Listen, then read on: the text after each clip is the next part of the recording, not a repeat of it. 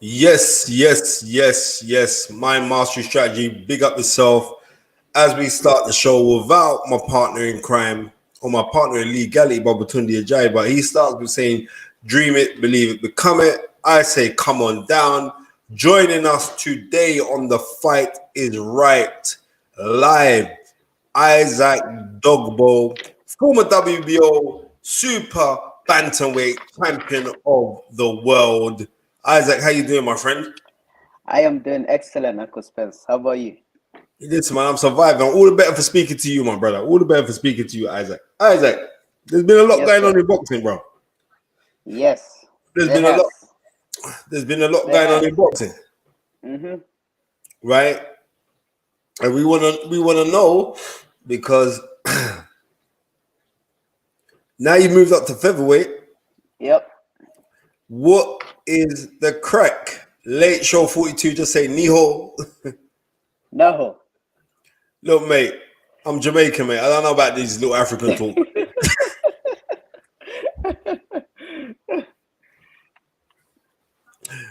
So what's happening? What's the crack, man? Talk to us, man. I mean, listen. Right now it's all about. Listen, I've been through it all. If you get what I mean, I had a war title. I lost it. Gradually, I'm climbing back up. I'm now back in the war title contention. So yeah, I won all the big fights out there. Maybe we've been chasing the big fights, so we're just waiting to see who's gonna answer our call. That's what we are. That's what we are up to at this moment. All Yeah. right, then. So like, how did this all start for you? Cause I remember you being at the Olympics at a really really young age. Like I remember watching you way back. And I did the commentary for that. This one I was working at Sky when you Mm, won the ABA championships. Now that's 10 years ago now. You know. yeah. Yeah, for real. Yeah, it is. It is. Oh my goodness. Yes. Wow. You know what? Yeah, I actually haven't like thought about it. But it actually has Yeah, 10 it's a little years. while ago. Like, yeah. I So mean, mhm. what did that mean for you? Because you went to two Olympics, right? One. Sorry, you went to one. You was what was you 17 years old or Yeah, 18? 17. 17 years old. Yeah. 7 years old. What did that mean to you for you to box in the Olympics 2012? Listen, Uncle Spence, I've always accredited my success in boxing or my achievements in boxing all to the glory of God, you know. Mm-hmm. Um, Coming from that young age and being at that pinnacle of boxing, that's like a dream come true for many athletes at the amateur level. Um, it meant a lot to me and also to my community, from South London. Though I represented Ghana at the Olympic Games because that's where the opportunity came from. It was great to be part of it, of the Olympic experience, and I felt that hey, listen, I think at the time I was in boxing for like 3 years. And within that 3 years of me boxing, I was in Olympic Games. If I just felt like, okay, maybe you know what, I came earlier than my time.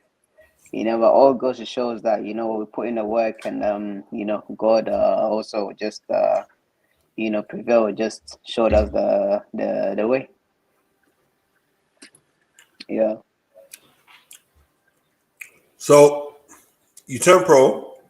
Mm-hmm. What was it? There's that. What was it? There's that Irish group that you turned pro with originally. Yeah.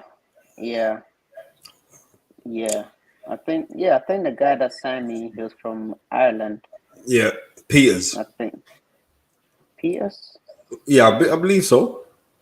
and then it didn't work out. Yeah, I had my first pro fight in Switzerland. Yeah. And my second fight, I had it in Belfast. This was it was a Carl promotion, Carl and McQuiggan's promotion, I think. Yeah, they put me on that show. Yeah, because at the time I was heavily involved in I was chief sparring partner for Carl, and they're like, hey, you know what? Let's see how this goes. And they just put me on their show, and one of their shows, and that was it. We just took it from there. They moved from there, and you end up flying to America. Yeah, eventually I got signed, and they kind of like relocated me to America, and with Top Rank. This was Top Rank was later on. I think Top Rank came on board around 2018. Yeah, Top Rank came on around 2018, and we just picked it up from there. Yeah. You had 3 fights with Top Rank, then a world title shot. No, I was a world champion.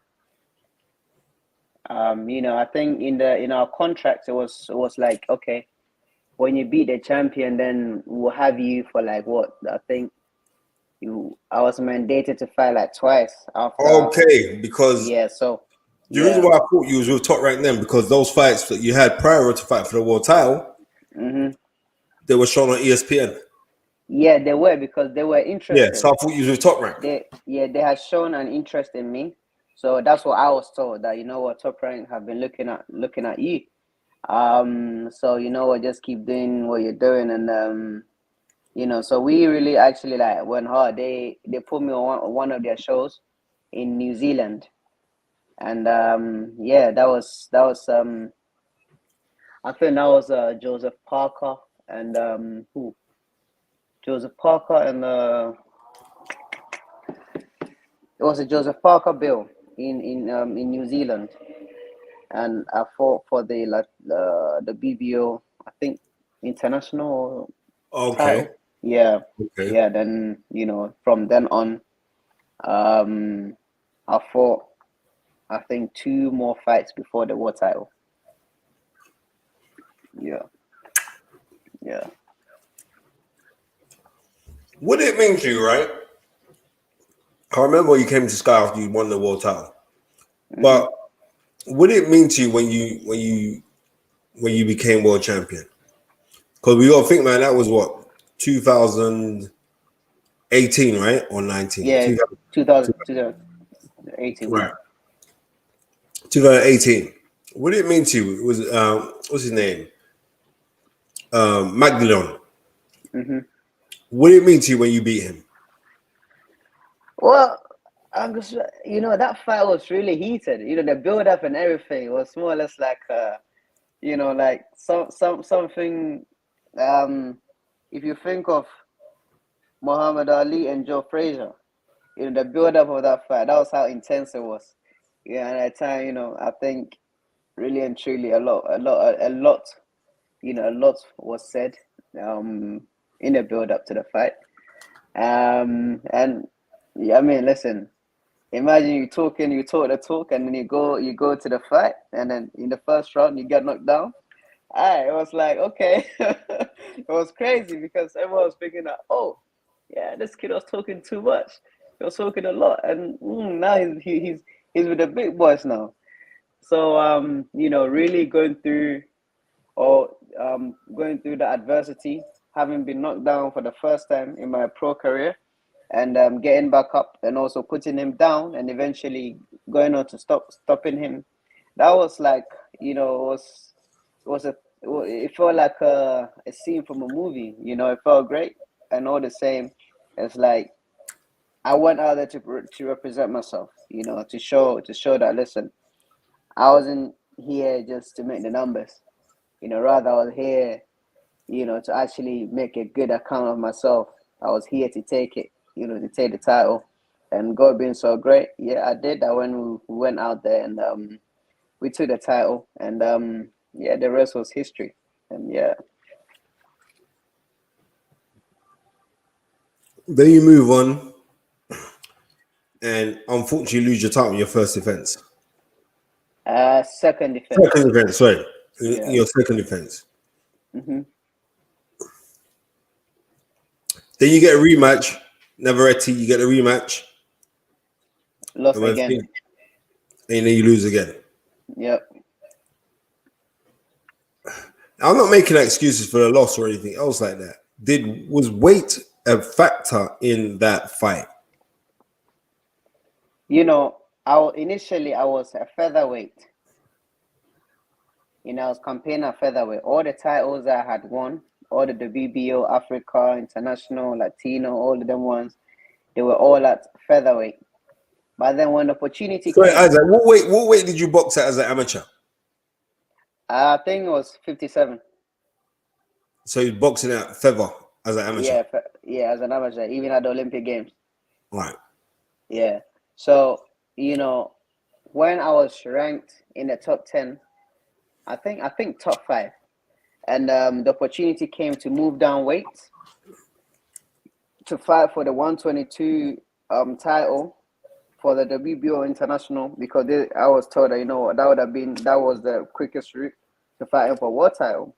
So we said, well, you know, we weighed the risks and compared it to the rewards. So then we just said, you know what, yeah, we'll take it. So that was when I moved down to 122 to fight in New Zealand. I challenged the Argentinian champion. I think he was a Latino champion or something. We fought for the WBO International. So the plan was to, you know, eventually we win a world title, defend it once, or just we win and then we just move up to the, you know, we leave it, and then that would make us mandatory to the champion at 126. But you know, it didn't happen that way. But listen, I'm not the man to make an excuse, Uncle Spence. He beat me. He was a better man in both fights. You know, though weight was a factor, but the man beat me. So I would take that and say that, you know what, he did beat me, and now the most important thing is, you know, the next step forward. And what is the next step forward? Because you moved up in weight, and as you moved up in weight, Navarrete now is now the WBO featherweight champion. Yes. You know, so right now we're gunning for a third fight. You know, trilogies have always been exciting. And I know many people will be like, hey, listen, you had 2 chances to beat this guy, you didn't. So what makes you think that you can beat him in a third fight? You know, Okay. people have to understand that Pacquiao and Marquez fought so many times, you know, but eventually at the last hour, Marquez stopped Pacquiao. Who knows what was to happen? It's a boxing fight. You know, the losses that was handed to me taught me so much that I had to change my camp completely. You know, so that's a factor. I've matured into a man. I've matured um into the weight. You know, mentally and physically, I've become more mature. So I believe that when we do face again, you know, face up again, it will be a different story. That I believe completely. You know, because I'm not one to come there just to make numbers. When I come to fight. Okay. You know, if it doesn't go my way, I accept and say that, yo, this man beat me. All the best to him. I'm gonna come back again. That's the most important thing. You know, that's what I'm all about. You know, Okay. so yeah, right now I'm in position again. I think I'm ranked number 1 the BBO. Again, so it's Navarrete or Josh Warrington or Lee Wood or Leo Santa Cruz. You know, these are the fights I'm looking for right now. Okay. Yeah, so that's what it is. That's what it Well, is. Bobby Wright has just said, Evelyn Spence, Gary, what was it like to achieve world honors at a young age? Does it put more pressure on yourself? And that's from our guy, Bobby Wright. Bobby Wright's a big supporter of the show, so big up Bobby Wright. So when you won the world title, was it more pressure on you because you were so young? I think, you know what? Sometimes they say that maybe the crown was too big for my head at the time. That's why I'm talking about maturity. There were a lot going on. Like, the pressure was a lot, but all the same, you have to understand that, going into a fight and you have a country behind you, and all expectations and everything else and stuff like that. Sometimes it goes both ways. Okay. It's about how you're able to control it. I've You said it was a lot of pressure. What kind of lot of things were you going through? Like, would you like to elaborate? Just tell me, man. Come, man. You're talking to me, man. Come. What was you going through? I would say that okay, having to how do I put it? Expectations. Yep. Expectations. Obviously we took the route of going through Ghana. And we thought, you know what, let's go to Ghana. Let's, kind of like go through that avenue. And by doing so, let us change the scenery of the boxing in Ghana. Because at the time, I think the last world champion was, I think, Joseph Agbeko, who fought, I think, he fought, probably like 10, 15 years or something like that. So it was more or less like, okay, this is the new kid on the block. This guy is smashing people. Beko, he lost to Romero, Danny Romero. No, for his world title, the world title. World title fight. Yeah. This is the new kid on the block, and now you have so many people, a lot of affluent people following you who were not actually following boxing before. So now you have this young guy who is now changing, who has gotten everybody on their feet. Whenever I'm fighting in Ghana, people come in their numbers. You have so many affluent people come trooping to the stadium and everything else, But that was both ways. It was more or less like, okay, it's a motivation, knowing that, hey, we have been able to achieve this. We have brought people from the comfort of their homes. We are changing the narrative of our boxing in Ghana.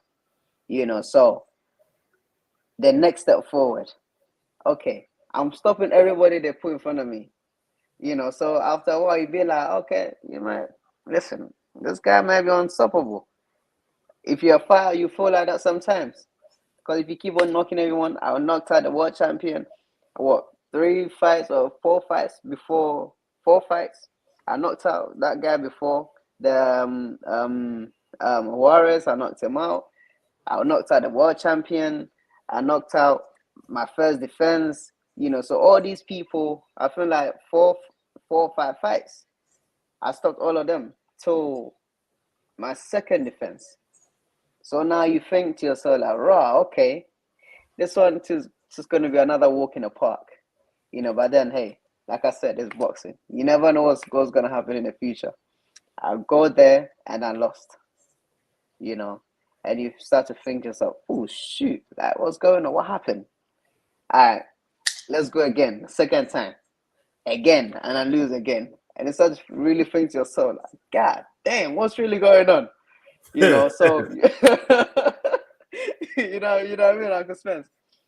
But I mean, like I said, it's all part of the experience, Yeah, Country Dog just asked a question. He's saying, where did Isaac train in Ghana?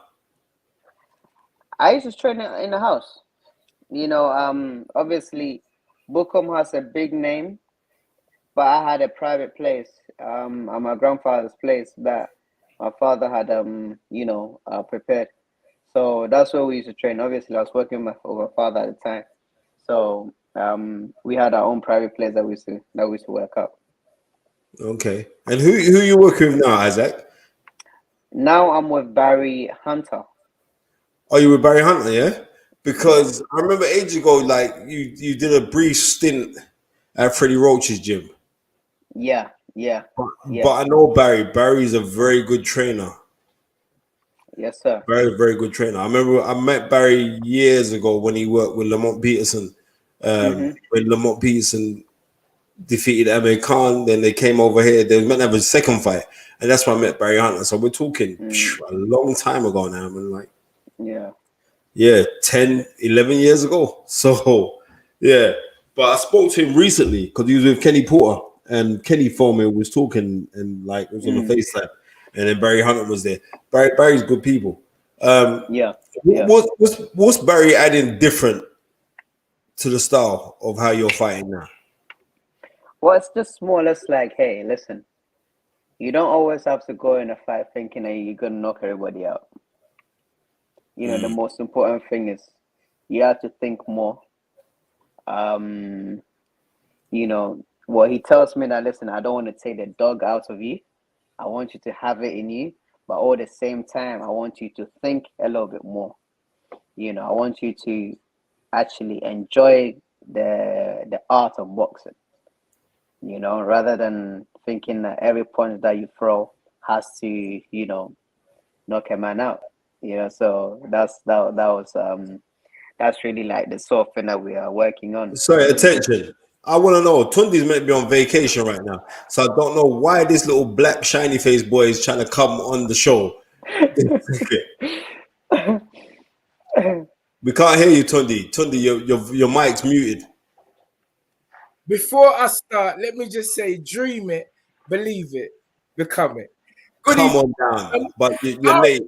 I tell you why, I'm not even supposed to be here. I'm in camp, but I tell you why I come on. Because I see your little dry face and you look like you're you look like you're dropping off, fam. Because I know you're fasting. So I'm like, bro, I need to save my brother. I'm saying I have to save him because Isaac, the Lion of Zion. And in case the fans didn't know, this is Isaac, the Zion Dogboe. Because a lot of people don't know that. They don't know the middle name. And the middle name has meaning. The Lion. That's a special name. Zion. Tell them. But They don't know. I'm here. People very closest to me address me as Zion. Zion. You didn't know that, Spence. You didn't know that. But I said, yeah. But good evening. Very nice to see you. Listen, I'm literally on lockdown, but as I said, I saw you on. I was just eating, and I said, Isaac's there, and it's always a pleasure and an honor to see you, because you've achieved so much at such a young age. You know, I remember 2013 ABA champion at lightweight. I remember you was also an Olympian, 2012 Olympics in London. A lot of people don't know these facts, but you know, and so for you to achieve so much, you know, I gotta give credit to your father as well, Paul. You know, Mr. Paul Dogboe. I don't know. I would just call him my brother because you know we are in Africa. The respect has to be there. We can't be calling people by first name. So my brother, Paul Dogboe, your father, and it's great to see you. It's great to see you, and I'm looking forward to hearing more of your story this evening. But that's my little introduction. Spencer looks like he's been smoking weed.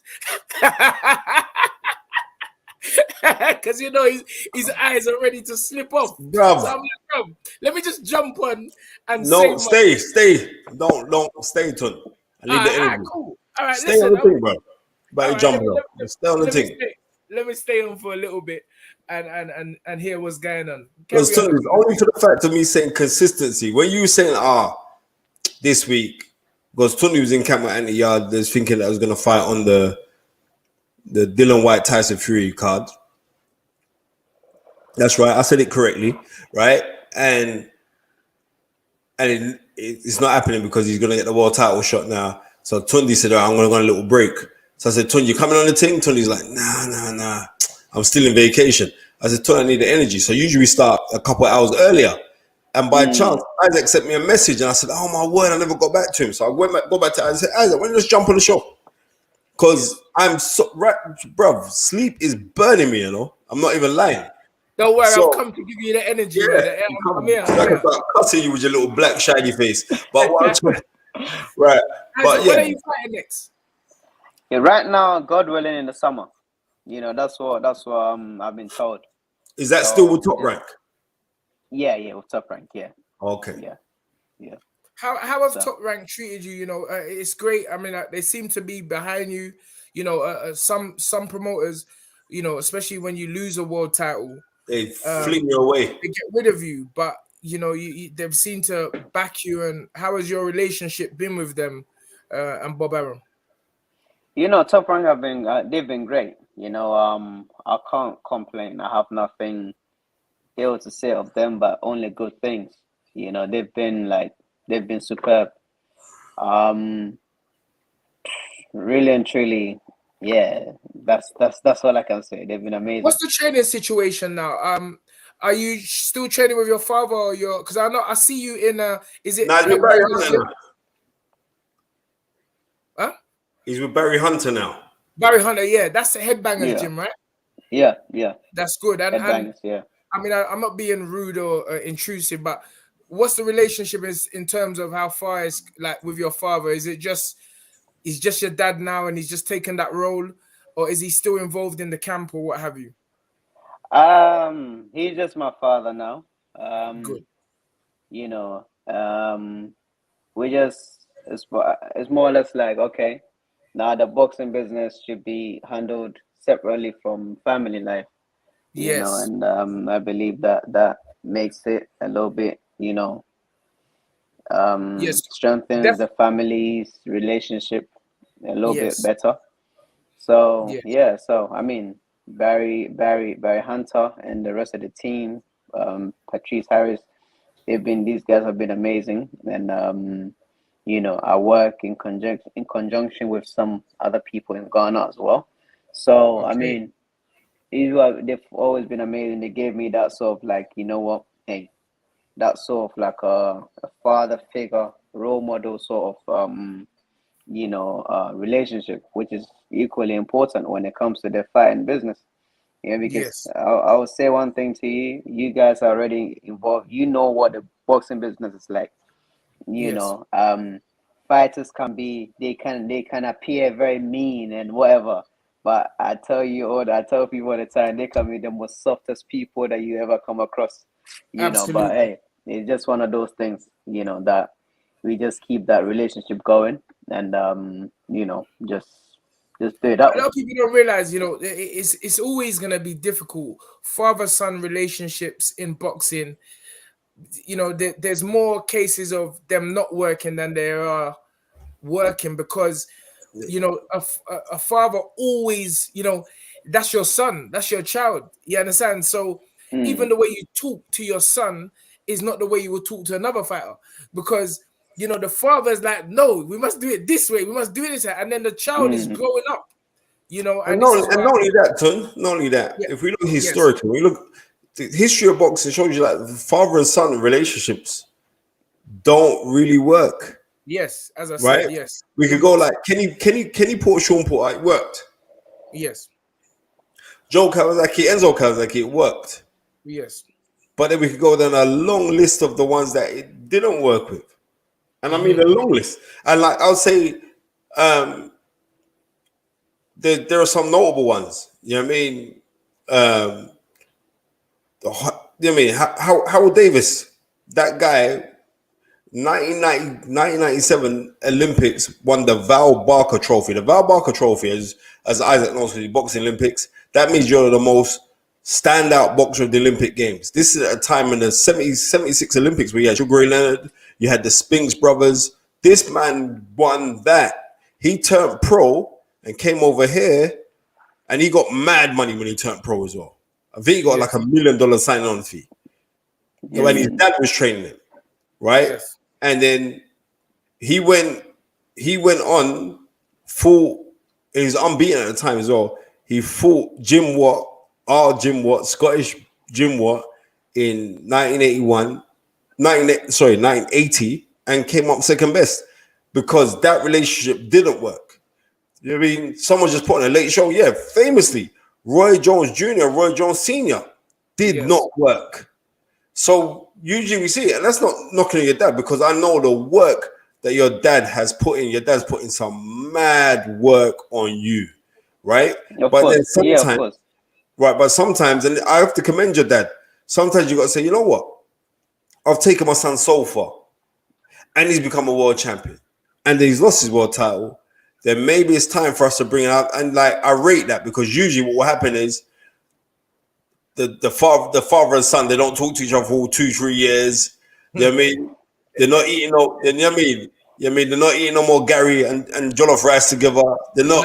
No. This is Ghana boy. We're talking about Ghanaians eat Gary. Ghana Jollof. Yeah, Ghana Jollof. Let's not start the debate. No, we have to start the debate. There is no debate. Here we go again. There's no debate. Every time we talk about Nigeria, man. So every time we talk about Jollof, some Ghana boy has to jump up with a dry Ghana jollof rice. It's not as good as Nigeria. Uncle, wait, hold on. Here we go. Let's not go into the World Cup. Right there. Listen, this is the pen, right? This is the pen right here. Yeah, it's done. Let's not go there. Yeah. All right. We're gonna leave that. We're gonna leave that conversation for. No, we have to start this conversation. No more. We're going to start this conversation. I told like. Go on, carry on, Spence. I've had both. I've had Nigerian jollof and Ghana jollof. Yeah, the best jollof rice that I've ever eaten didn't come from none of you lot's countries. Oh, here we go. He's gonna go into the historical fact of where jollof rice. Well, I could do, because you know where jollof originally comes from, the Gambia, right? You know this, right? Where it comes from, Spence. But no one ain't talking. You can't go in no barbershop. Anyone talking about jollof rice. They're talking about Niger or Ghana. That's it. Forget about Gambia jollof rice. Now listen, I'm gonna be real. I want man to listen to me. Yeah. Country's dad was Ghanaian. But country's mum was from Sierra Leone. Yes. And everybody would eat her jollof rice.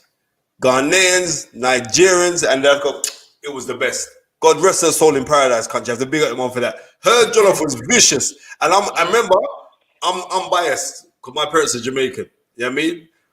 That's it. No jollof rice then. I can't cook it. Just stick to your curry rice. You can't cook jollof rice. And white rice. Tunde can't cook jollof rice. I know that for a fact that Tunde can't cook jollof rice. You know what I mean? Tunde's so terrible at cooking. He can burn hot water to rotted. Isaac, you see where that coming? You see why Spencer needs me? This is why Spencer needs me. Yeah. I'm the only one. He lined me up, bro. Listen, I'm still tired, but I have to go on. But country knows, you know you have to get the funds up. Anyway, listen, as you were saying, I remember there was talk once, because you're a featherweight now. You're not super bantam, you're featherweight, right? Featherweight. Yeah. So I remember a while back, maybe when you took a little break, there was talk that you was gonna fight Carl Frampton. Yeah, I remember that. What happened there? The fight never materialized. I remember there was a lot of talk about it. Well, you know what? It was a fight that was thrown to me at the table, and we said, yeah, why not? Yeah, we'll take it. You know, listen, Carl Frampton has been great to me. You know, he gave me my first experience. You know, sort of fighting or working with a professional, an absolute professional. Sorry, sir. Ben Oldham has said Ghana Jollof hands down. With shit to on the side. Say no more. And he has actually put 100 pounds, 100 naira to tell us that Ghana Jollof is better than Niger Jollof. Big up Ben Oldham. All right. Well, listen. If for £100, You can keep saying Ghana. Well, let's see if any Nigerian listeners are going to beat that. You know what? Let's see how that goes. Let's see how that goes. Ben Odom, all this time I thought you was a Nigerian. Now you've confirmed to us that you're Ghana man. All right, cool. Say that. It's all love. It's all love. But I'll be honest with you, for £100, let's say Ghana Jollof is the best. Put another £100 again. But you were saying that Carl Frampton was really good to you. Yeah, he's been very, very good to me. Listen, he gave me like, my first-hand experience of working with a pro.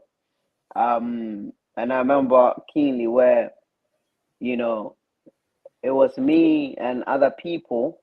And at the time, I think I was even, like, they picked me up from college. I was still in college. And then they were like, okay, I think there were like 3 fighters, but all these guys were pros. And I was the only kind of person, like, about to turn over. I was still an amateur, and then the other guys did not come back, and they were like, okay, all the guys that they bring for Carl Frampton to fight to spar with, they keep on like they're not coming back. So every time they call me, I'll be like, okay, let's come. I'm always there. My father will pick me up from college, to go and spar him. Like the times that I have like a longer free periods, longer break, like lunch break that runs into free period. So he'll pick me up from college, I'll go spar him, and then take me back to college to finish the day off before going back home. So that's how we used to do it. So eventually, like, they were like, hey, listen. So that's how they put me on one of their shows when I turned pro. They put me on one of their shows and everything else. So when the fight was given to us, I was like, yeah, we'll take the fight. I'm more than happy to take the fight. I don't have no problem with it, but I really don't know why the fight didn't materialize. I think at the time he had lost to Santa Cruz the second time, I think. And when he's on his comeback with BT, and that's when the fight was proposed. Yeah. So I really don't know what the reason why I didn't materialize. We were like, yeah, we'll take it. I mean, he's someone that I'm very familiar with. He's also very familiar with me, and I thought it would have been a great fight. But it just there was also a fight that was proposed for you versus Michael Conlan. Yeah, that was another fight that was proposed for me, but eventually, after all the talks, he also ended up saying that he had like his foot was broken or sprained, ankle. Everybody, it's like it's like Isaac. Like Monday morning, all the employers get a call from the employee that they're sick. They're sick. I got a bit of flu. I can't come in. That's what it's like when they know they have to fight Isaac Dogboe. But what's your take on the current featherweight world titleist? I know we have Lee Wood now. Josh Warrington also just reclaimed his I think it's IBF world title. Yeah. So you gotta be champion at the bit to get him in the mix with these guys. Well, you see, that's the thing. Every time I've asked for a fight, there's always been like, okay, this person has a mandatory, and I think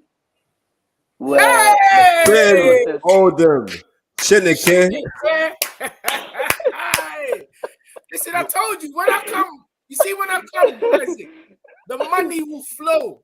When I come, the money will flow.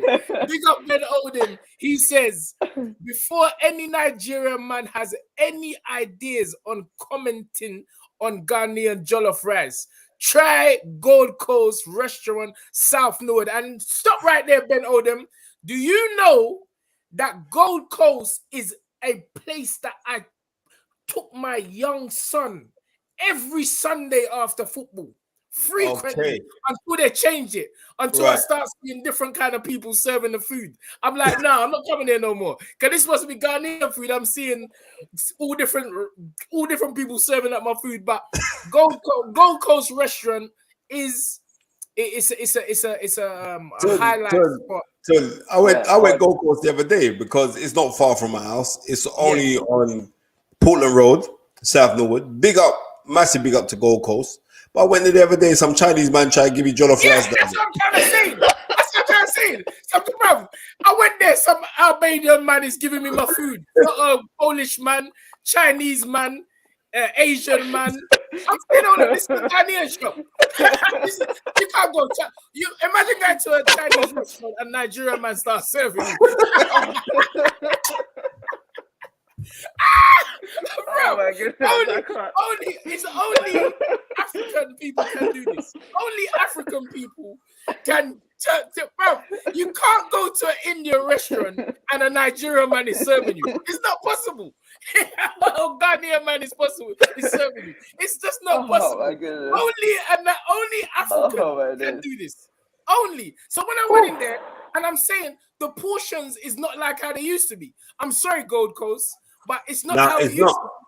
It's not. I remember back in the day when me, you, and Otto used to go. Wait there. Man said Florian Marku was selling us. Florian Marku was selling us the guy that Florian Marku was in Gold Coast selling us food.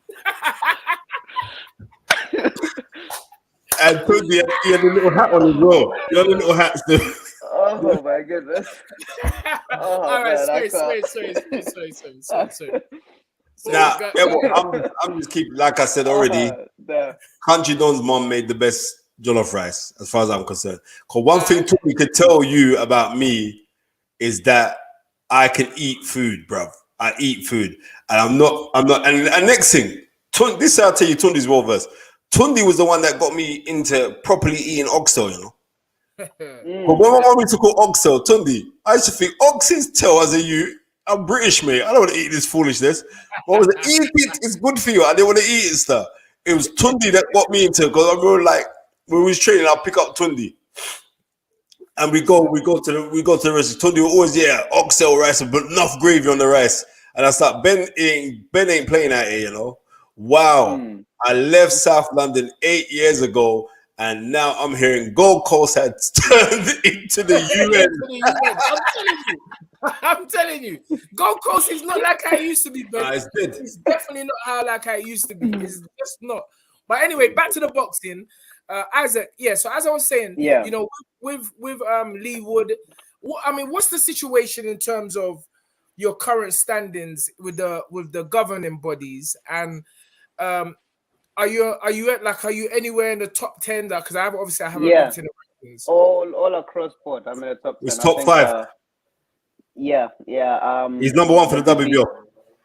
Yeah, number 1 for the WBO, and I think number 7 or something for the BBC or the VB or IBF. So one of them. But I know that I'm ranked across across the board. So then it is very important that you stay ready, you know, because, you know, listen, one of these big fights can drop out, and, you know, they have to work their way down the list. So, you know, if you can't get yourself, well, you're already number 1 in the WBO, but, you know, listen, I don't need to tell you, you've been in this for a long time, you've been a champion for a long time, but, you know, stay ready. God works in mysterious ways, and, let's hope that, you know, one of these guys will let you in the door. There's obviously a reason why. I think the main thing is that you have is on your side is time. You know, you're still very young, and, you know, we only get bigger and better. The biggest room is the room for Uncle. Everybody keeps saying that you're only young. Uncle, I'm almost 30, you know. That's not young. No. Let me tell you something. The reason why, if you notice, the people that say you're young are always old. True. The people that say you're young are always old because they remember, and I'll tell you why. They remember what it was like to be 25, to be 27. And as the years roll by, you realize that you were actually young. Because, you know, at the age you are now, you probably, maybe not, I know you've been brought up very well, but, you know, you think you know everything. And physically, you think that you may be in your prime, but you grow in different areas. And that's why someone like Spencer and myself can say you're still very young, you know, and you look at you, you're very coherent. You're still a good-looking young man. You don't have your nose is not on your cheek. Your ears are not round the side. So you're young. So you just need to keep sharp, keep moving your head, keep slipping and sliding, and stay sharp. You know, and God willing, you'll get your shot. Yeah, I mean, honestly speaking, I honestly thought, that Conlan was gonna beat Lee Wood. I'm not gonna lie. That's what I thought. You know, personally, when that fight was announced, I was like, okay. Loads of people thought the same thing as you. You know, I thought, okay, he has gotten like the easy guy in the division. You know, amongst the champions. So him getting knocked out in that fashion, I was like, this guy, are you really serious? You know, then looking back, Lee Wood on paper isn't a knockout artist. You know, on paper. Yes. I was like, okay. And you want to talk about getting in the ring with me, I want to talk about chat rubbish. You know, I don't know, for some reason, I think you blocked me on Twitter or Instagram. You know, Conlan. When that fight was given, when that fight was introduced to me, and I was like, okay, so when the news came out that okay, we're gonna fight, I don't know what I said that annoying him or whatever, but he blocked me on Instagram or something like that. I was like, okay. Lee Wood? Colin. No, Conlan. Yeah. Conlan. Yeah, okay.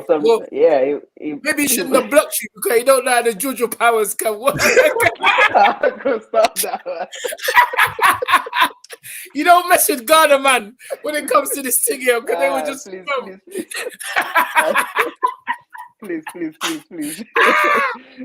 Bro, he should have never blocked you. It would have been better if he just kept his mouth shut and just carry on. But listen, at the end of the day, you reap what you sow. I'm a firm believer of that, and I just feel that, you know, as I say, you've tasted, you've tasted success and you've tasted heights and achievements that so many professionals, whether young or old, have still yet to, you know, feel. And so, for you, how does the hunger remain? Does the hunger still remain for you to achieve, you know, heights in this sport? What's it like? What's your hunger level like? Are you still, you know, you still want to achieve? Of course. I mean, listen, boxing isn't like how it used to before, where you see a tough man or a tough guy, someone that supposedly is a tough guy, be like, hey, I want to fight this person, and then you call the person out and then put 1, 2, and 3 together, and then the fight is made. It's not like that no more. Now you have to go through that bureaucracy, you know, on that level. So it's just like, hey, with me, I just have to focus on what I do. My job role is to fight. You know, the rest of it, I leave in the hands of the people who deals with the bureaucracy to deal with those things. You know, all I want is you tell me a date, tell me where, tell me who, and you see me there. That's all it is. Well, you know, if you feel that's the case, don't you feel there could be a case for saying that maybe you have to be a bit vocal? You know, because listen, I remember this kid, Rolly Romero. This kid is fighting Javante.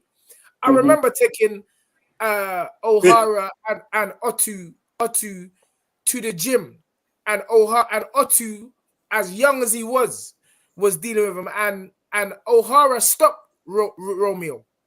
He stopped him in sparring. O'Hara, when I reminded him the other day, he's like, "Oh yeah, I forgot that I stopped him in sparring." But what I'm saying, that doesn't really take away from the fact that he can fight, because, you know, he's got an interim belt. But I would say his outward persona has more got him the fight than anything. And but I see, when you think about it, Uncle, listen. Yes. When I am very vocal, I still Yes. don't get the fight.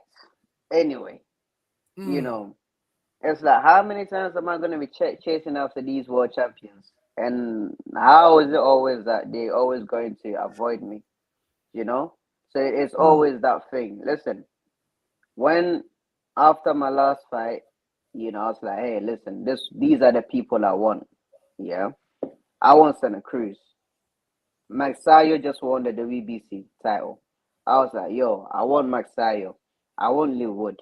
Or Lee Wood and Conor were coming to fight. I was like, yo, I want the winner of these guys.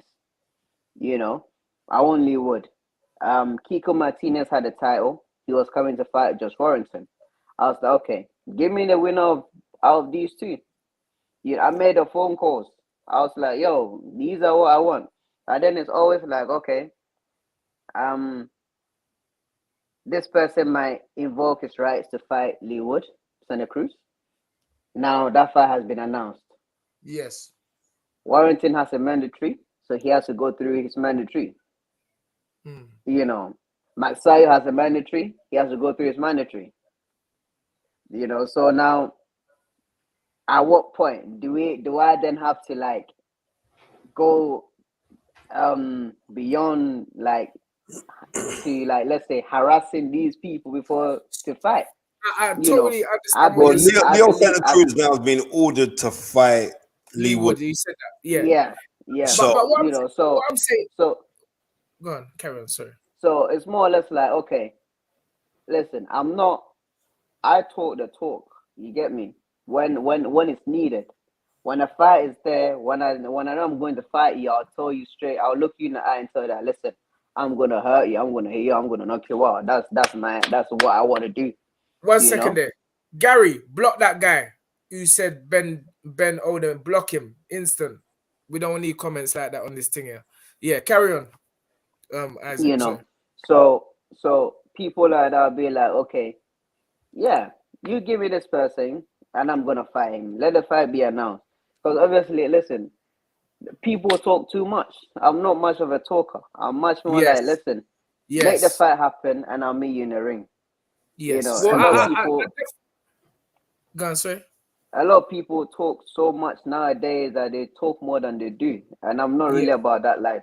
You know. Yeah, well, I was gonna think- say, I definitely do not be anything other than yourself. You know, and I guess what you're saying with terms of the mandatories and stuff. I mean, all you can keep on doing what you're doing. Just, you know, listen. I know you're a spiritual person, and you just have to just believe that your day will come, and you know they can't duck you forever if you keep on Of winning. course. So the case is just to Yeah. keep winning. Yes, sir. Exactly. Spence. yeah, Country Don has just asked, what fight has inspired you? What fight has inspired me? Yes, sir. You know, when I was, Muhammad Ali, obviously, because growing up, all you hear about is Muhammad Ali.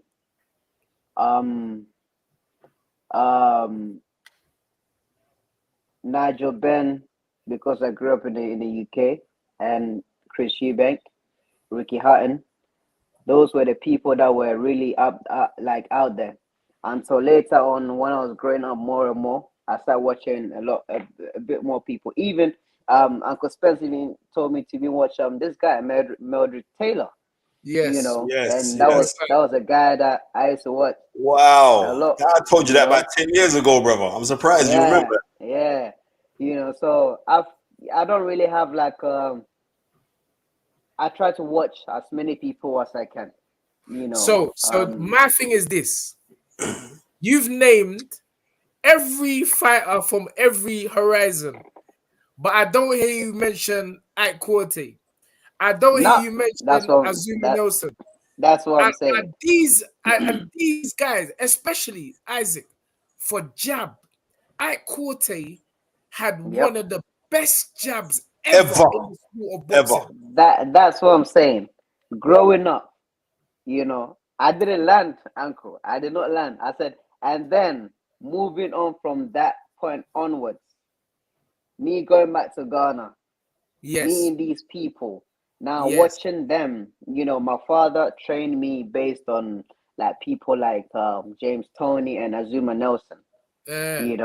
Okay, now these Azuma Nelson's like, when you speak of Africa, he arguably like the best in the whole of Africa. He's the greatest ever fighter to come out of the greatest ever. So I watch Azuma Nelson a lot. I watch Akote a lot. The rest of the people, it's more or less like inspiration. You know what? They've been there, they've done it. So although I have a good relationship with everybody else, but styles make fight. Do you know the Uber driver that fought Ryan Garcia last night? Uncle's gonna try and get me to trouble. I saw him driving Uber in Accra. Uncle's trying to get me to trouble right now, man. He's trying to get me to trouble. Wait there, Isaac, though. You know that man's about 70 years old, you know? No. Uncle, listen. Uncle, this man looked like he was running away from Chuffy. He looked like he was running away from his Chuffy. Uncle, listen, yeah. I've had history with this guy. Like I said, I'm not really a vocal person. Yes. Please me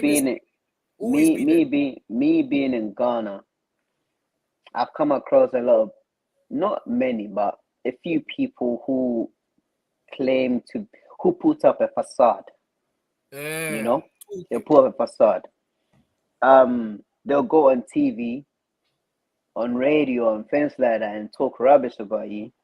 And they'll go even as far as saying that on live TV that, yo, when I see this guy on the road, I'm gonna beat him up, I'm gonna fight him, I'm gonna do this, I'm gonna do that. And yet when they see you, they put their head down, walk by you, walk past you. Yes.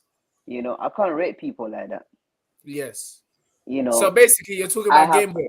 I'm talking about he's a footballer's boxer. That's what. What? I don't even want to call his name. Listen, that's the thing, because the thing is this. Me being in Ghana, I keep myself to myself. Good. Right? But Isaac, I remember the beef between you two, a few years ago. And I remember that's what happened. That was the reason. Yeah. That was the reason. Isaac said, I won't even call your name. With him chatting crap, Oh, the same Game Boy. It's Game Boy's batteries run out to Tunde.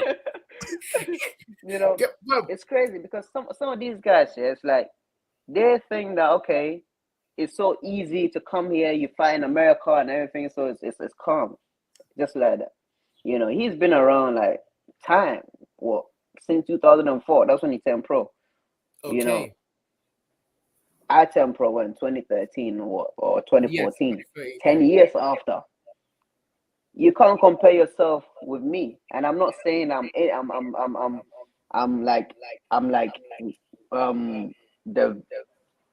Mayweather. No, but the fact is, I am Isaac Dogboe. You get me? Yeah. I am Isaac Dogboe. I have achieved a few in boxing, and still going on. There's echo. I don't hate nobody. Is it better? Yes. I don't hate on nobody. If someone is doing something, I'll be like, yo, at least you're doing your best. Yeah. Yes, sir. I wish you well. You go ahead and do your thing. You get me? I will not go there if I don't have nothing nice to say to you. I don't go anywhere. I will not be on any platform trying to bash you or anything whatsoever. Yes. Like I said, I keep it cool. I totally respect that. For somebody to go to that extent to chat crap about me, talk rubbish and everything else, and yet you see me in public and you be like, now you're like, oh, hey, hello, champ. Hey, what's going on, champ? Nah. It's not gonna work.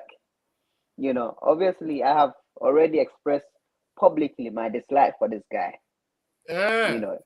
You see, I I didn't even know this. I Yeah, I thought you knew publicly, it. you know, I publicly, you know, say I don't like this guy, you know, but he should really thank his God, you know, that I'm a sort of person that I keep a cool head, you know, that's me, you Yeah, know. well, listen. That's the difference between As I us. said, I've known you for such a long time, and your vibes has always been positive. Hence why you're on this show. And you know that's the way to be. At the end of the day, you know, you just have to let people be who they are, but and never let it change your character. You know, because if you engage in negativity, you become negative. Yeah. So being the way you are is the way. It is the right way, and you're setting a great example. It does not deter from the fact that this guy was running around the ring like he was chasing after Trophy and So, Banku. listen, I'm gonna be real, yeah. I'm not saying that. Fam, hold on. I thought the man was doing a Olympics running in the ring. I'm like, oh nah. And you know he looked like a true village man from Africa. He looked like he just came over on the fresh boat with chewing stick.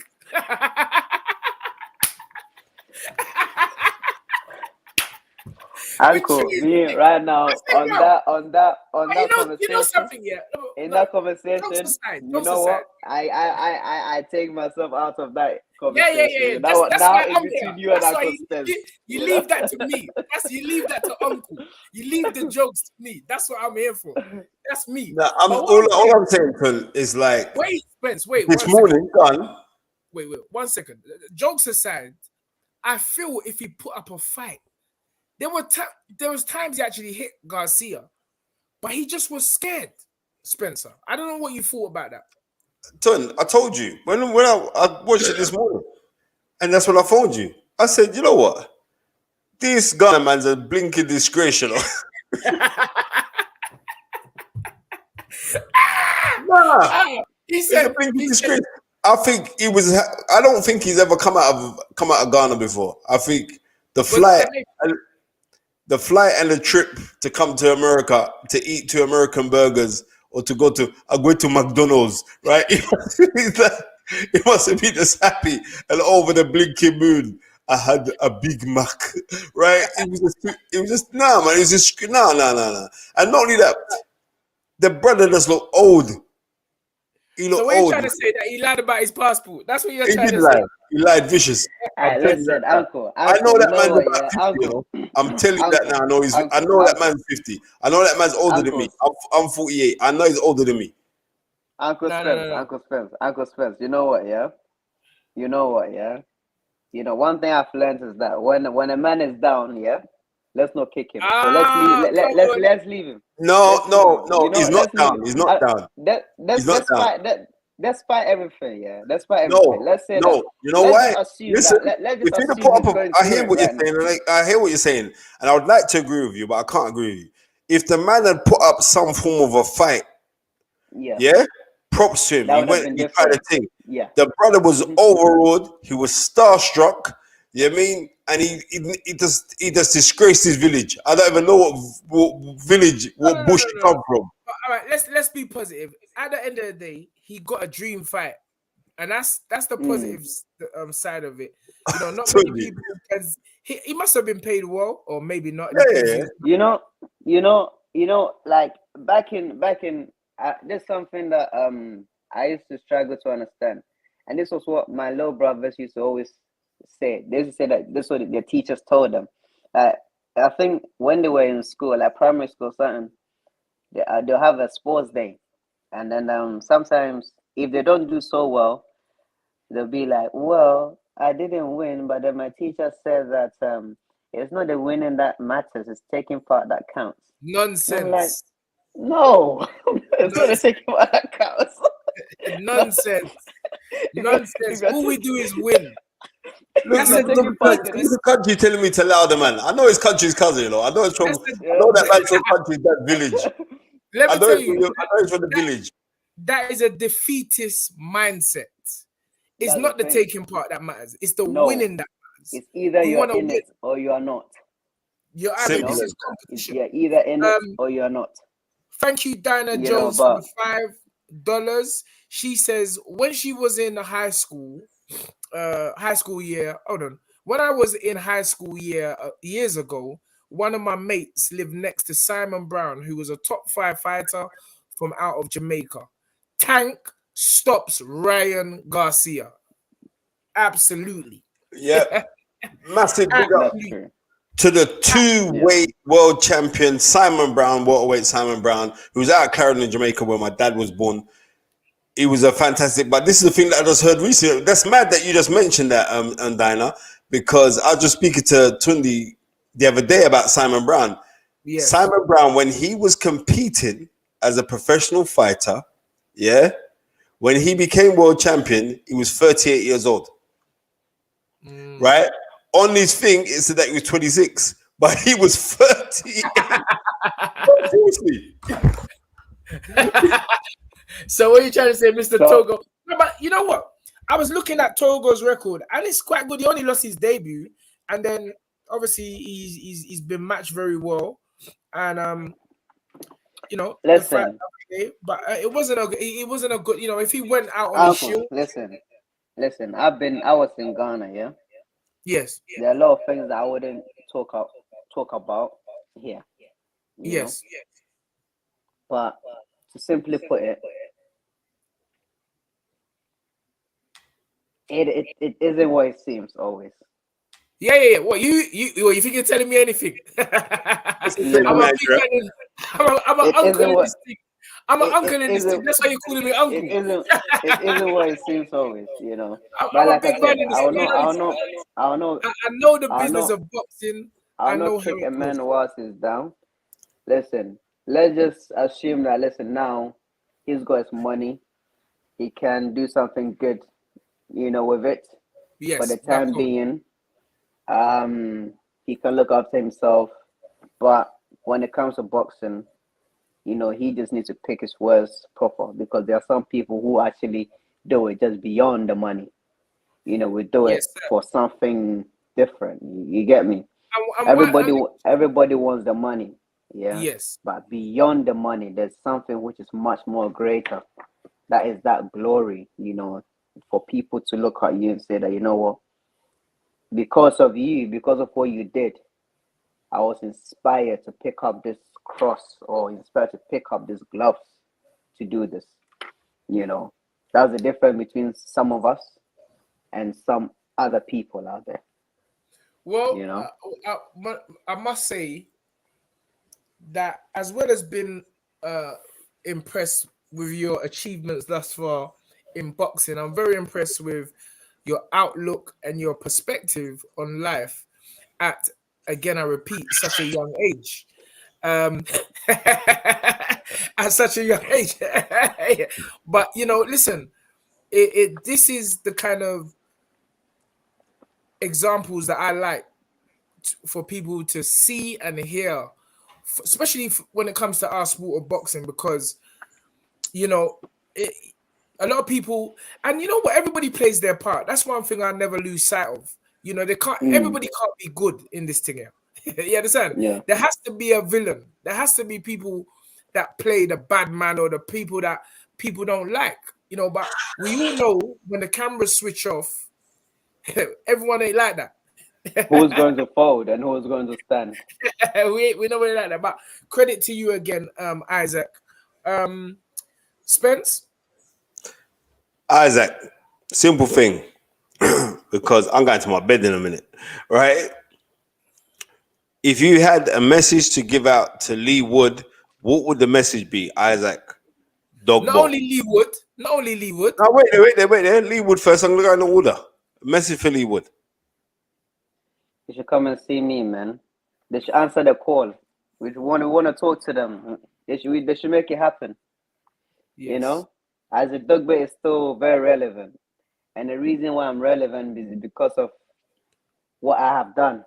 Yes. Some people, when they lose, you know what, like their stock comes down. You know, I lost 2 fights in a row to the same person, but I still remain relevant. Lee Wood and Isaac Dogboe will be a huge fight in the UK. anywhere in the world. We should make it happen. We can even Facts. take it to Ghana too. Yeah, regardless, wherever he wants it, I will come there. You know, I haven't been afraid to travel. I'll go anywhere, you know, to fight him, you know. If you had a That's it. message for Josh Warrington, what would that message be? Josh Warrington, he's some sort of a firecracker, and I like it. You know, I like the way he fights.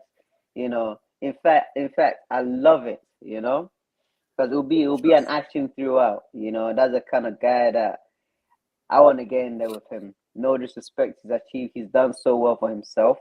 You know, he's a proven warrior, and I would love to mix it up with him. You know, until they fight Isaac Dogboe, I don't think, you know, they've really done anything well. You know, they're only fighting old people. Kiko Martinez won a title. I don't really believe in flukes, but hey, the best man won on the night. He came back and beat Kiko Martinez. But listen, you should come and fight a live dog, someone who's willing to take him to the whole nine.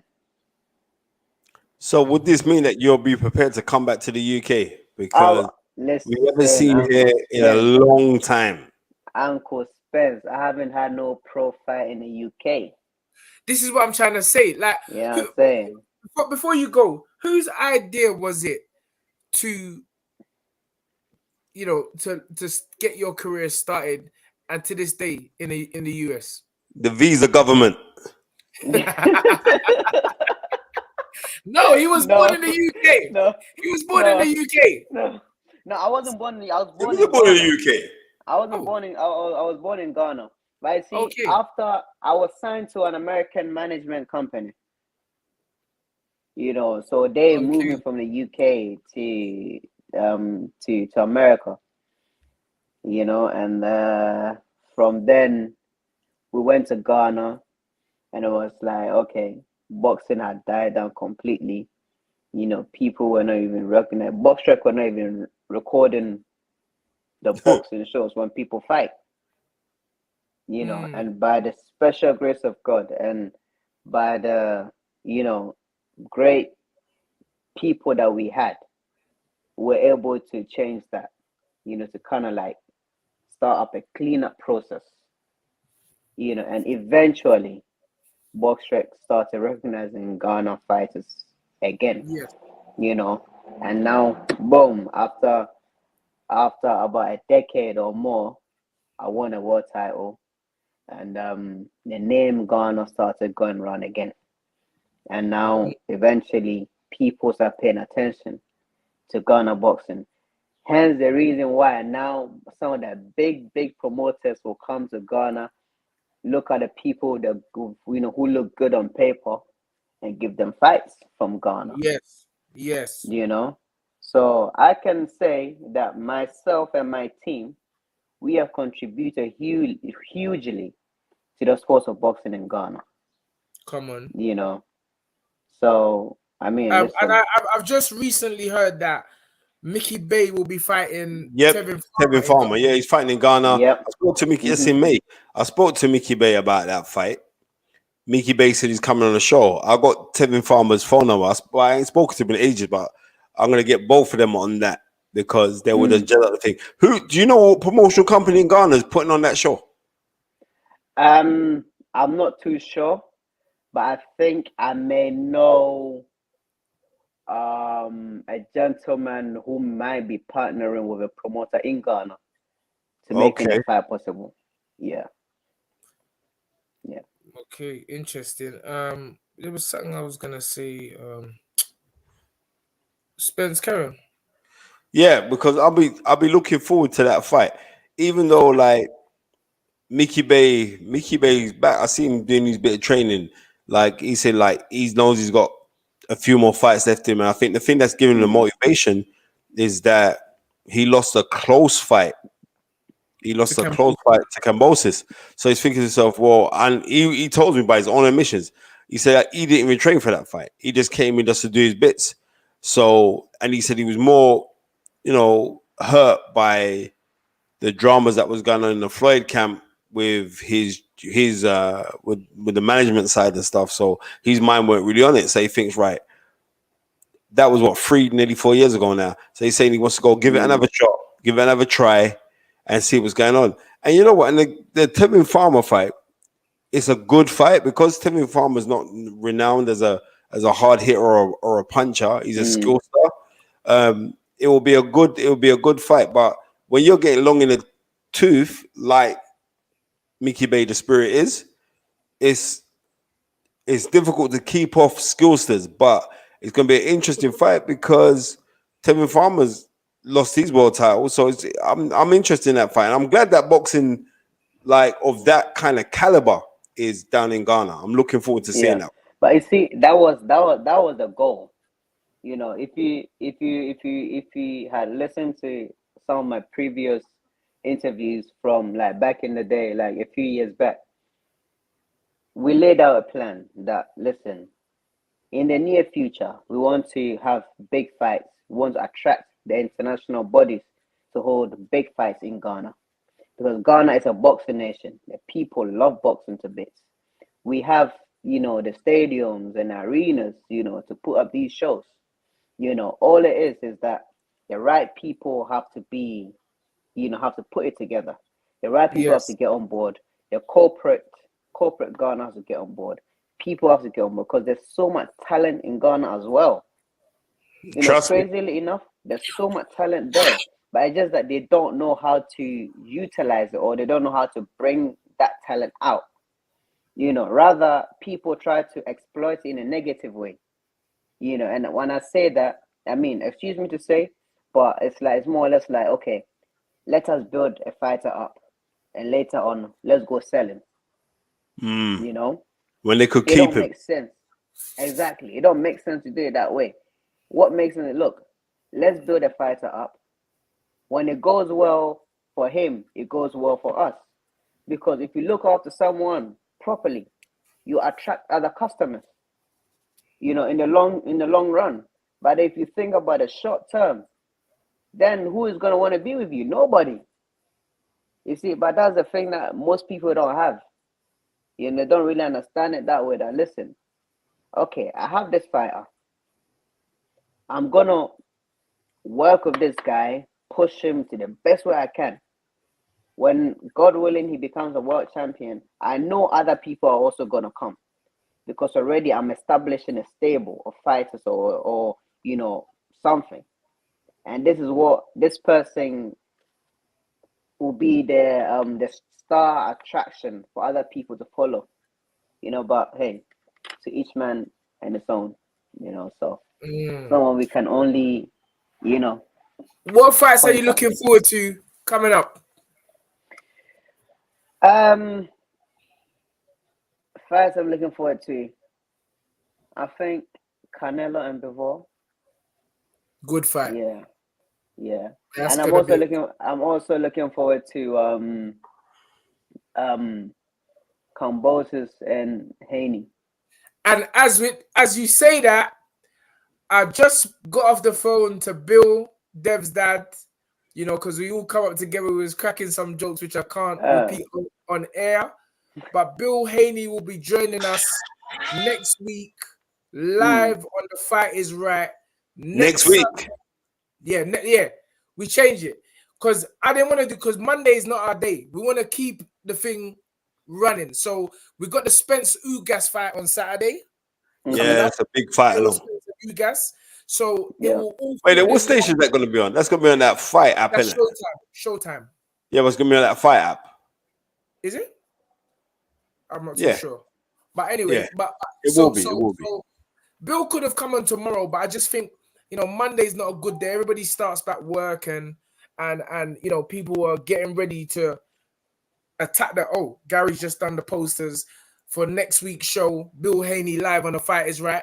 But that is going to be a great fight. And, you know, listen, people can say what they want about Dev and his dad. They've done it in a unique way. And they got the biggest fight. You know, they're not scared. They're going out to Australia.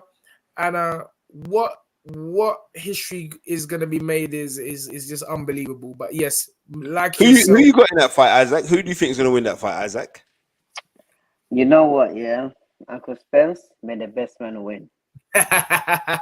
This is what I love about this boy. You know, he's so political, so polite, and God bless you, Isaac. It has been great having you. Yes, Isaac. We're going to be chopping up some of this now. Isaac's frozen at the moment.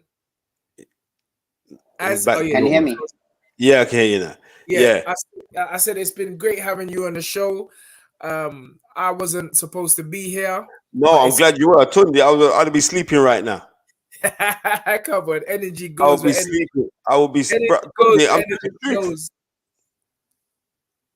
I mean, we can't hear you now, Isaac. We can't hear you, champ. Isaac. Can you hear Hello, me now? Isaac? Yeah, we can hear you now, champ. Hello? You was them old black and white movies, you know, with no sound. But yeah, go on. I think it will be a good fight, a really good fight, because Haney is a boxer. You know, yes, Haney is a really good boxer when it comes to pure boxing.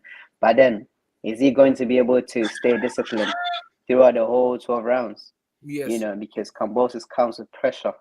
You know, then he brings out the dog in a fight. Absolutely. You know, so and he can bang too. Yes, sir. He can bang. So let's see. I mean, like I said, may the best man win. And we can't let you go without giving your take on the Gypsy King versus our man from South London, Brixton, the one, the only Dylan, the body snatcher. We call him the Portuguese criminal now. The Portuguese puncher, not the body snatcher, the Portuguese puncher. That is going to be a great fight. Am I wrong in saying that, Isaac? Nah, you are not wrong. You know what?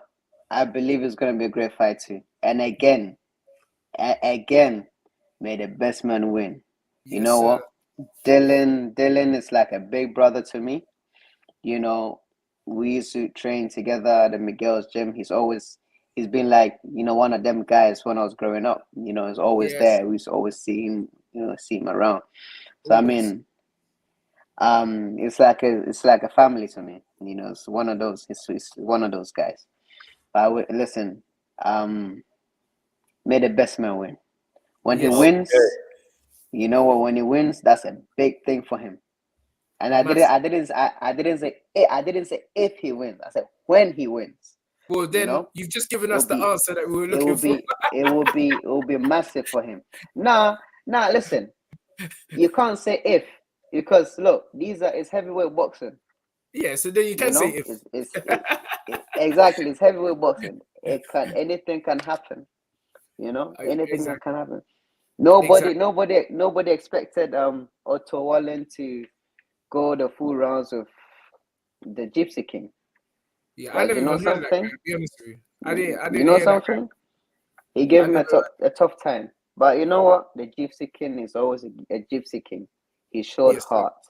He showed relentlessness. You know, and he showed out. You know, again, he came to America. He fought Wilder on 3 occasions. Again, he showed out. You know, he's not someone you can sleep on. You know what I mean? So these are the giants of boxing right now. So may the best man win. Yes, sir. Mm-hmm. Yes, sir. Yeah. Ladies and gentlemen, once again, we have to thank the young, I don't know what to call him. It's like a pastor stroke boxer. The punching preacher. The punching preacher. That name has already been taken. That name has already been taken. Lion. I think that's this guy's name. What's his name? George Foreman. Derek Osea. Derek Osea. Yeah, Derek. Yeah. He's got that as well. Yeah. The that's punching preacher. That's his name. Yeah. We're just cool with Isaac Dogboe, Zion Dogboe. We're cool with that. That's the Royal Storm. The Royal Storm. Love it. Royal Storm. Ladies and gentlemen, it's been an absolute pleasure having the young man with us today. And myself, I know I can speak for Spencer on this occasion. We wish you nothing but the absolute best. Rest up, champ. Rest up, champ, and we hope to see you soon. Thank you very much for jumping on the fight. It's right, my brother. I love Isaac. Thank you so much. And don't forget, yeah, like I said, Santa Cruz, Josh Warrington, Lee Wood, Mark Maxayo. Yeah, they know where to find me, man. Let's go. Let's go. They know where to find me. No. Yeah. No. All right, boss. Yeah, you take care. Yeah? Take care, bro. Yeah. Bye-bye. Spence, bro, if I didn't come with this thing, you would 100% be in bed right now. I'm not even supposed to be here. Bro, listen to me. You come tell me about your little foolish talk about, oh, yeah, chat, I'm still on vacation. I know you're in your house about your unrest. Tunde, if you know our sleep is bunny, I don't think you understand. Energy. Like, if I was to show you my garden, yeah, for 3.5 hours, I was weeding. I felt like I was on some plantation to rat it. I was digging up the ground. You see, I said weed. Now, weeding the bushes, putting down weed killer, moving out things, because I bought a new garden set, like for when we had barbecues and that in the back. And so I was doing that. Tunde, when I started, I must have started about 4 o'clock. When I look at my watch, it was something to eat. I said, rotted. So, boy, you're getting old. Yeah, for real. And then I broke my fast. You know what I mean? Broke my fast on my dinner. And I said, you know what? Tunde's jumping on this thing. And then Gary was like, yeah, we're doing the thing, Spence. And I said, Tunde, do it. Tunde's back. He's on vacation. I said, no, I'm just going to do it anyway. So thank you, Tunde, so much for coming on today. Because sleep is, it's burning me on another level. It's burning me. So you know what I mean? But I said consistency because your brother falling, you have to help your brother. But Tunde, I was dropping asleep, you know. Bro, Gary phoned me. He said, I beg you, look at the thing. And Gary said, bro, please, come on. Because Spencer's falling asleep right here. I don't want to tell you what else Gary said. Because, bro, Isaac just left. But anyway, ladies and gentlemen, remember next week Sunday, next week Saturday, me and Spencer I'll be back for that, for the watch along, Spence v Ugas. That's going to be a big one. Incredible fight. We just got to find out what channel that's going to be on. Yeah, I show it's Showtime. It's Showtime pay-per-view. Yeah, it's on Showtime, but it might be. I know Sky won't have that fight. No, Showtime pay-per-view. Showtime. Yeah. Oh, Showtime pay-per-view. Yeah. And then also. Yeah, but so you know the fight app. You know that fight app. Maybe they'll be doing it on that. Okay. Yeah, okay. Double check. Yeah, and then on Sunday, which Gary's gonna put the poster out now. We're gonna put it on all the social channels. Bill Haney will be with us next Sunday discussing the mega fight with his son, Dev. What an achievement just to even be on that platform, fighting in Melbourne, Australia, in an incredible stadium. Sorry, Ton, I told you. What about me? As I said, Showtime is on Fight TV in the UK. Yep. So yeah, well, I've got that app, so I'm gonna buy that fight. Yes. I think it'd be about £10 to go watch that fight. Yeah, I've got that.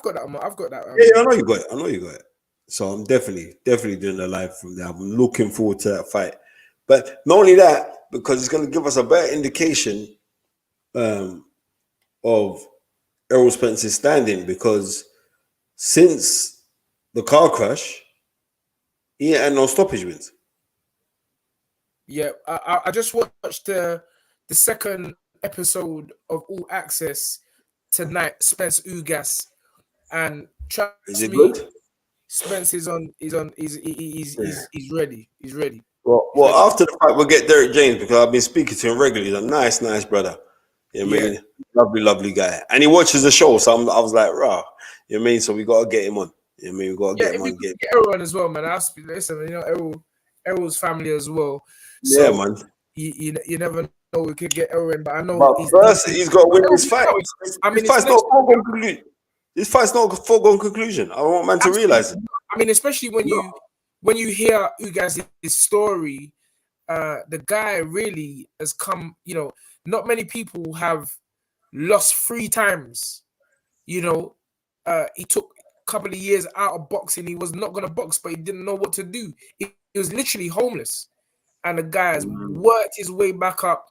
Man beat the legend in Manny Pacquiao. And he stands to be the first Cuban ever to unify titles. Yep. There's a lot on the line. A lot on the line. You know, going to be a great fight. And I'm looking forward to commentating that. And we cannot go without touching on this boy, Sebastian Fundora. God almighty. Tunde. Bro, listen. He's from Fantastic Four. He's Mr. Stretcho. Bro, he's plastic, man. He's plastic, man. Anybody in that division, mind for that you. But I'll be honest with you. The amount of punches he takes, he don't business to take punches. But the way he clap out Lubin. But he punched Eric Lubin so much. But the guy's face looked like elephant, man, afterwards. And you know what? There was a very sad part in the fight where the camera went to his dad. Yeah? Lubin. Lubin's dad. And his dad was just shaking his head like, fam, you need to stop this thing here. And this was all from round 6. Because this Fundora, and he looked like a weirdo. He just looked like a little geek. Bro, he put glasses on the interview afterwards. And his sister, he's got a sister who's 19 years old, lanky like him. She's a serious fighter as well. Yeah, man said praying mantis. 100%. Bro, he just looked mad. 100% he's praying mantis. What a fight. What a high-paced energy fight. And credit to Lubin because after getting dropped heavy in the second round, he come back and dropped my man. I said, yeah, this fight. He dropped him vicious. Huh? He dropped him vicious. Hey, listen. But as he fell down, Spence, he just got back up like that. Never happened. And I read the tweet that Terence Crawford said. Terence Crawford said, yes, yeah. He's like some cheap mode thing. Like, you know, when you just picking the Street Fighter game. Bro, the guy's 6'5". The guy's bigger than the guy's the same height as Tyson Fury. Nah, Tyson Fury is 6'7", 6'8", 6'9", 6'9". Well, not much different. He's the same height as Andy Josh is 6'6". He's taller than Dylan White, ton. Imagine. And he came in lighter than Lubin. Yeah, Lubin mad. 153 and a half, I think. Mad. Fundora came in 152. Crazy. So the guy's still coming in 2 pounds under. Absolutely crazy. What? But he's a great fighter. But I just feel that because you remember, man like Charlo banged out Lubin in 2 rounds or 1 round. I think it was. And man like Charlo like to throw them winging left hooks to your belly. I want you to realize that. You know, he's only a young boy. He's only 20. He's only 24 years young, and he's only gonna get stronger. He's gonna get bigger. Amazing. Who's that? Joaquim Costa said he's 6'6", brother. That is ridiculous. Amazing talent, Anna. Looking forward to watching this young man's career and his sister. His sister can swing. She's a southpaw as well.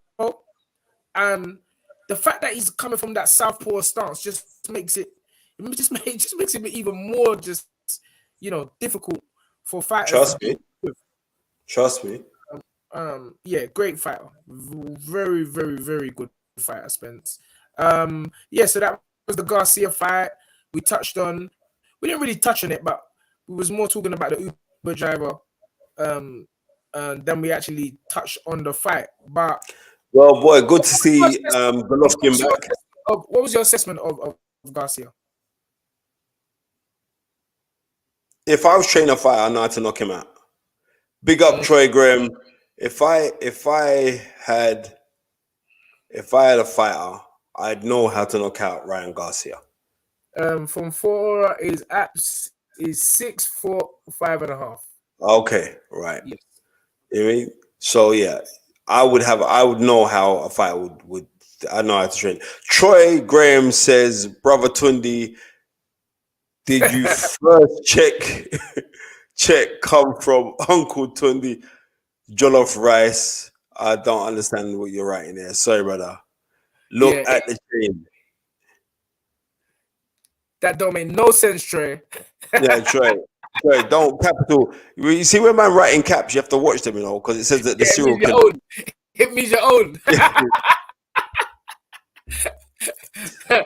I repeat what he said. He said, Brother Tunde, did your first check come in from Uncle Tunde Jollof rice? Oh, look at see. Sometimes you just gotta read things over and again. Because we was talking about doing Jollof rice, like Uncle Ben's. Yeah, okay. No, so we're gonna do that though. But this chain actually came from a jeweler that I grew up with who done it for me. And God bless him. He wants to remain anonymous, so I don't really merit that much, but I'm on my vacation, so I thought I'll wear it today. But yeah, so Bafo Abusu says Devontae Davis beats Ryan Garcia. I think that's pretty much evident after last night's performance, but you never know. He's still young. He can evolve and go. But I don't want to hold up Spencer anymore. He's yawning. No, you don't. Thank goodness for that, because I'm going to my bed, bro. Do that, sir. Yep, I'm going to my bed. In fact, I'm gonna listen to till I fall asleep. I'm gonna listen to the countdown thing for Ugas Spence, and I'm gonna fall asleep. Yeah, you sent it to me, yeah? I sent it. Yeah, send me the link. Yeah, send me the link. I'm gonna watch that now. I want to thank every single person for coming in there. Please forgive me for my tiredness, but trust me, I was grafting today in the garden, and after that, and I was hungry as well, and I'm going to my bed. I need a nice, refreshing, cool drink. Well, and you're so Spence, because regardless of how you felt, you still kept the ball rolling, and that's why. Yeah, I did, because I was saying to myself, my goodness gracious. This bloody Tunde's not coming on the thing today. I felt relaxed. Yeah, if Tunde comes on, it'll just get me hype up, and I'll be all right. And no, man said, nah, man, I'm on. And he sent me some flow and everything. Excuses. I said, all right, say nothing, bro. I'm doing the thing. Tired or not, I'm doing it. Because I know the devil. The devil will want to say, nah, don't do it. And we try to lose up momentum. But we come on, thanks to every single person that donated on the show. Thank you so much. Right. Thank you so much to was it Dana Johnson? Thank you so much to Ben Oldham. Yeah, big up. And Tunde can end the show in this. Dream it, believe it, become it. Come on down, but the only thing I'm going down to is my bed. Peace, two fingers, we out.